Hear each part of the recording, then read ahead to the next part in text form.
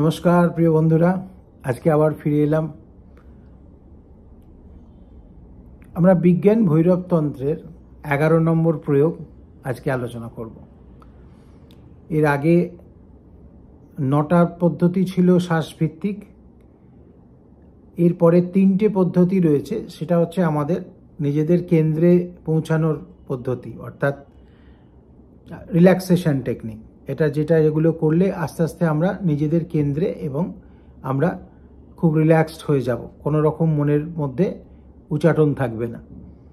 তো সেটার প্রথম পদ্ধতি আমরা আলোচনা করেছি। মহাদেব আমাদের দিয়েছেন যে আমাদের হৃদয়ের খুব কাছে প্রেম এবং ভালোবাসা, সেইটাকে নিয়ে কি করে রিল্যাক্সেশনে পৌঁছানো যায়।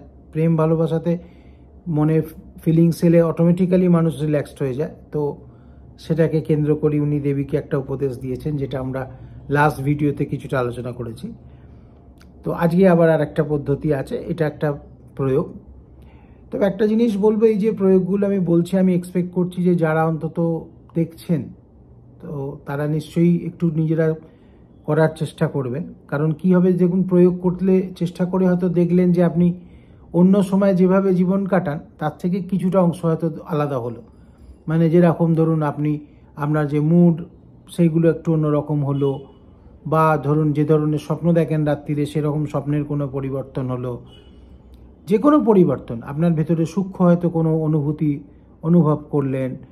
তো যা কিছুই হোক না কেন, হলে বুঝবেন যে কোনো একটা লেভেলেতে, কোনো একটা জায়গাতে আপনার শরীরের মধ্যে কোনো সেন্টার বলুন, কোনো চক্র বলুন, কোথাও গিয়ে এই প্রয়োগটা কিছু একটা ইন্টারাকশন হচ্ছে।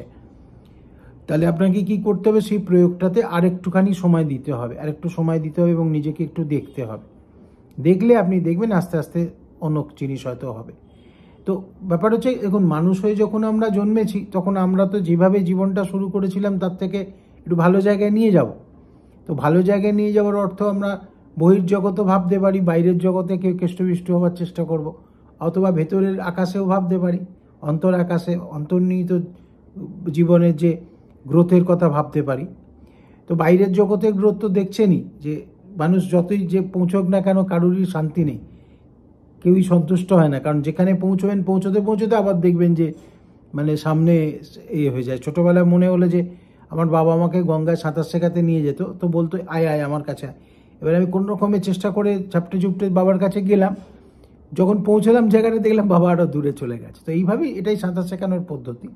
তো ব্যাপারটা তাই আর কি, আমরা গোল ভিত্তিক গেলে হচ্ছে কি, আপনি যখনই পৌঁছবেন দেখবেন আপনার আবার সামনে আর একটা জায়গায় যাওয়ার যায়। তো বাইরের জগতে তো শান্তি পাবেন না।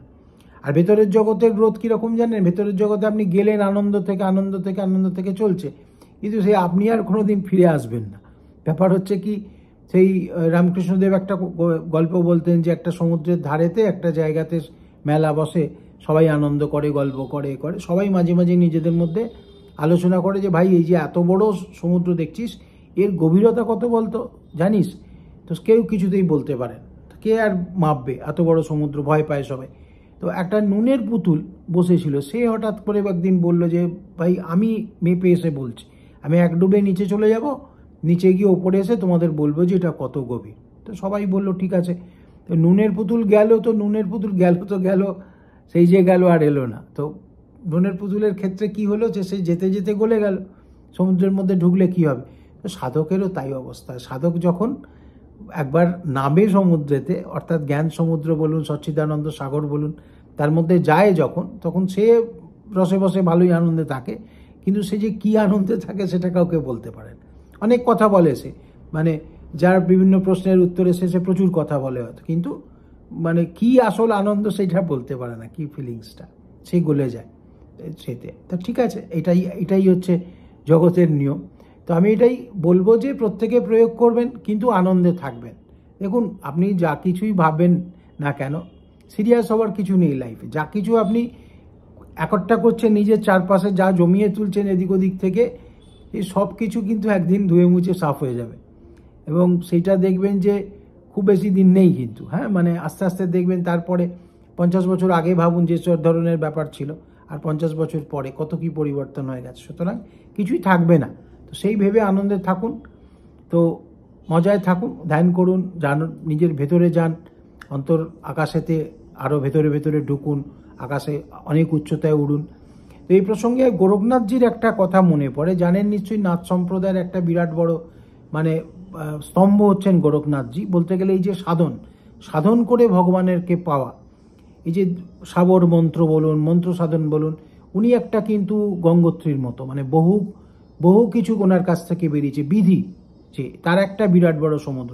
তার একটা কথা মনে পড়ে গেল এই প্রসঙ্গ বলতে গিয়ে, যে উনি বলেছিলেন যে হাসিবা খেলিবা করিবে ধ্যানম, অহর্নিশ কথিবে ব্রহ্মজ্ঞানম। হাসিবা খেলিবা করিবে ধ্যানম, হেসে খেলে ধ্যান করতে থাকো, হাসো খেলো মজায় থাকো আর ধ্যান করো। অহর্নিশ কথিবা ব্রহ্মজ্ঞানম।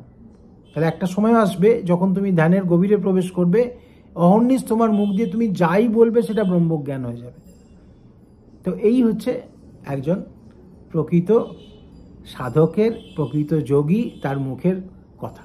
হাসিবা খেলিবা করিবা ধ্যানম, অহর্নিশ কথিবা ব্রহ্মজ্ঞানম। এটা উনি বলেছেন যে নিজের মনকে বেশি ঘাঁটাবে না, তবে সবসময় তোমার সঙ্গে নাচ রয়েছে। তো সেই ভেবে হাসুন, খেলুন, ধ্যান করুন। আমরা মহাদেবের কথায় আসি। দেবাদিদেব বলছেন এই পার্টিকুলার টেকনিকে, হে প্রিয়ে, মাতা পার্বতীকে বলছেন যে তুমি তোমার ভেতরের সমস্ত ইন্দ্রিয়গুলোকে বন্ধ করো, সব ইন্দ্রিয়ের দ্বার বন্ধ করে দাও। বন্ধ করে তোমার ভেতরে যে কোনো ফিলিংস, যে কোনো অনুভূতি, উনি যে উপমাটা দিয়েছেন যে শরীরের মধ্যে হয়তো কোনো পিঁপড়ে হেঁটে উঠছে, তো সেই যে শিশিরানি অনুভূতিটা, সেই অনুভূতিটাকে তুমি দেখতে থাকো ইন্দ্রিয়ের দ্বার বন্ধ করে। বোঝার চেষ্টা করুন ইন্দ্রিয়ের দ্বারকে কি করে বন্ধ করব।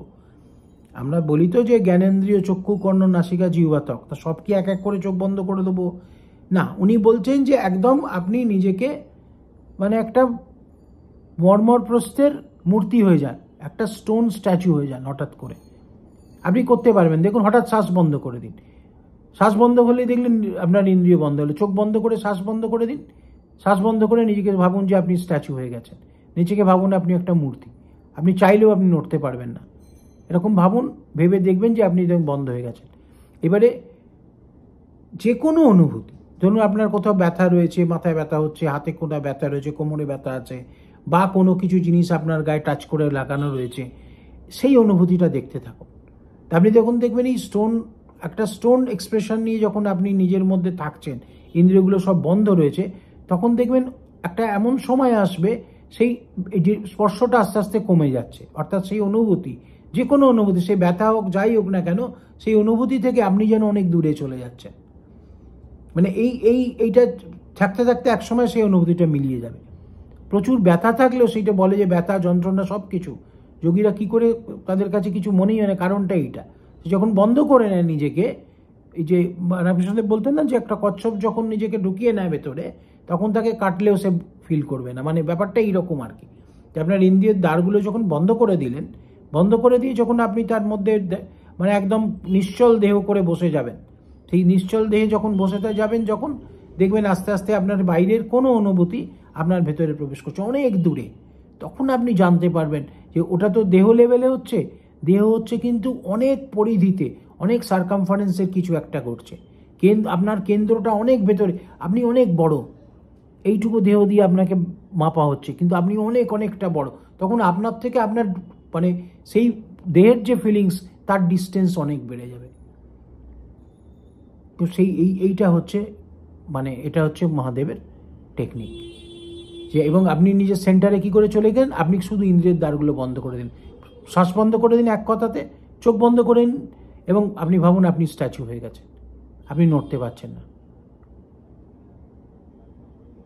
চাইলেও মুভ করতে পারছেন না, এবং আপনি সেই যে ফিলিংসটাকে, যে কোনো অনুভূতি হোক না কেন, সেই অনুভূতিটাকে দেখতে থাকুন।